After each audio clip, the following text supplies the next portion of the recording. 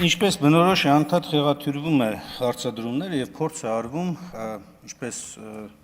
արվեց սրանց առաջ, բաժակ նայել հարցադրումների ներքո եւ սուրճի բաժակ ընդ որում այն դեպքում, երբ որ այդ բաժակի մեջ սուրճ էլ չկա։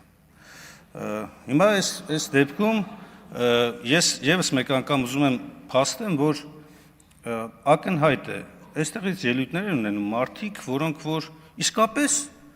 համաձայնագիրը կամ չեն կարտացել, կամ առնվազն սահմանադրական դատարանի որոշմանը ծանոթ չեն, որտեղ ուղիղ սև ու սպիտակի վրա գրված է պարտավորությունները, որոնք Հայաստանը ստանձնում է, ոչ միայն ֆինանսական, նաև որոշումների կայացման, արձագանքման, եւ իմ հարցադրումը սրան էր վերաբերում։ Երկրորդը, անորոշության բարձր աստիճանը, հատկապես հայերեն տեքստում, իրավակ իրար պրակտիկայում բերելու է այսպիսի մեկնաբանությունների, երբ որ Արման Եղոյանը այստեղից ասում է, որ չկա այդպես պարտավորություն, Սոնա Ղազարյանը իր հերթին շարունակում է, լրացնում է եւ դրան գումարած,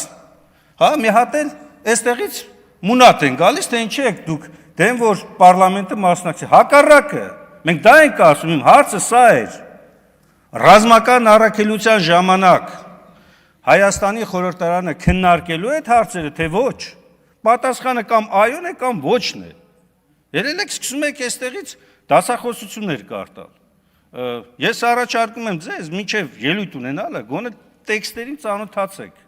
այն ինչ որ կա, այն ինչ որ սահմանադրական դատարանը վերլուծել է, վերաշարադրել է պարտավորությունները եւ այլն,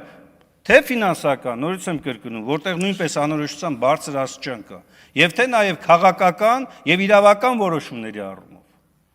Սրա մասին է խոսքը։ Եվ այս անորոշությունը անընդհատ մի տարածեք հանրության մոտ։ Շնորհակալություն։